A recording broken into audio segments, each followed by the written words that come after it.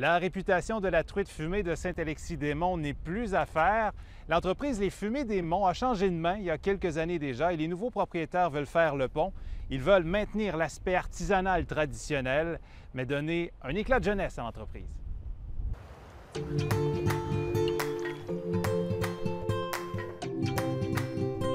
Présentement, c'est plein de truites entières qui est en train de se faire fumer pour pouvoir faire notre produit vedette, qui est la truite fumée marinée. C'est une méthode de fabrication qui est unique, c'est à peu près juste nous qui faisons et commercialisons à grande échelle. Puis c'est quelque chose qu'on garde des secrets justement parce qu'il y a beaucoup de monde qui ont essayé de nous copier, mais c'est jamais, en tout cas, j'ai pas entendu parler que le monde revient tout le temps chez nous. Là. Fait que ça là-dessus, on a une recette qui marche bien, une recette que les gens aiment, puis on continue de la faire puis on changera rien parce que c'est vraiment quelque chose qui est gagnant. Ça fait 4 ans que je suis rendu avec l'entreprise. On est une dizaine d'employés dans les gros temps comme l'été. Puis on espère grossir de plus en plus. Il faut y aller progressivement, il ne faut pas y aller trop vite parce que ça serait pas une bonne chose d'aller trop vite parce qu'on décevrait peut-être des gens. Nous, on s'approvisionne en grosse partie dans une pisciculture à Saint-Alexis. Donc les poissons sont vraiment là, Alexis-Montois, comme on s'appelle. Dans le fumoir, on va mettre environ l'équivalent de 50 000 truites par année. Ça joue entre 16 et 24 heures, tout dépendant de l'humidité. Il y a des températures à respecter, puis il y a des temps à respecter, puis il y a des degrés de densité de boucan qu'on essaie d'avoir, d'humidité. Il y a beaucoup de choses qui ne sont pas facilement contrôlables dans un univers artisanal. Là. On n'a pas un fumoir avec tous les gadgets électroniques qui vont tout contrôler ça, mais en général, on réussit très bien à avoir quand même une stabilité dans notre produit. Là.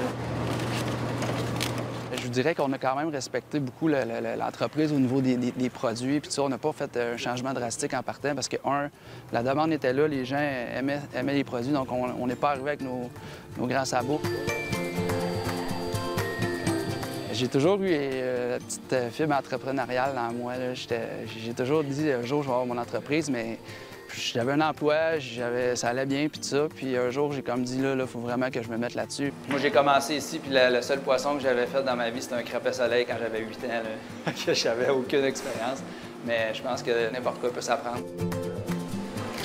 Aujourd'hui, c'est plus un poisson qui m'énerve, c'est vraiment différent comme vie, mais la vie d'entrepreneur, c'est la liberté. On a beaucoup de cartilage ici. On va aller l'enlever. Dans la dernière année, on peut dire, grosso modo, qu'on approche le 200 000 livres de poissons transformés. Autant la truite, l'esturgeon, le saumon que le homard ou des choses comme ça qu'on va transformer en saucisses, qu'on va transformer en burger.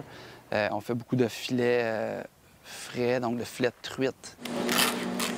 On va désosser tout à la main, aucune machine chez nous, là, ou à peu près pas. C'est vraiment artisanal, mais c'est ce qui fait que nos produits sont beaucoup plus en demande. On ne trouvera pas souvent un arête dans nos poissons. On part avec une petite pince, on va vraiment enlever chaque arête, une après l'autre, comme ça. C'est un travail de moine. Puis ça, on parle d'environ 2000 filets par semaine. Fait que on est tout autour de la table, puis ça roule, puis ça n'arrête pas. On fait zéro publicité. On n'a pas de site Internet. Puis on n'a pas de Facebook, c'est volontaire, c'est vraiment voulu. C'est pas parce qu'on veut pas être technologique, quoi que ce soit, c'est juste qu'à un moment donné, on veut pas trop se faire connaître trop vite. Quand on a goûté à ça, après ça, on va avoir des nouveaux étiquettes prochainement. Puis sur les étiquettes, il va être écrit une mise en garde que ça peut causer une addiction assez sévère si on goûte aux produits. On s'est vite rendu compte qu'il y a beaucoup de gens qui viennent chercher les produits, puis souvent, ils s'en vont en voyage, puis ils veulent faire découvrir les produits à d'autres mondes, dans d'autres parties du monde. Nous, on leur dit toujours qu'au niveau des douanes, on peut pas rien. On se porte pas garant de tout ça, là, mais à toutes les fois qu'il y a une nouvelle destination, on va mettre une étoile pour dire « OK, regarde, notre truite est allée jusque-là ». On a des gens de l'Inde qui sont déjà venus, qui sont venus chercher des produits, qui ont dit « On veut absolument ramener des chaudières là-bas ». Chaque étoile a son histoire un petit peu. C'est sûr que tu as beaucoup de contraintes, tu as des clients à servir, tu as des employés, tu as plein de choses, mais à la base, on fait ça pour le plaisir, on fait ça. Puis à tous les jours, je me lève, j'ai toujours dit que moi, je ne vais pas travailler, je vais m'amuser.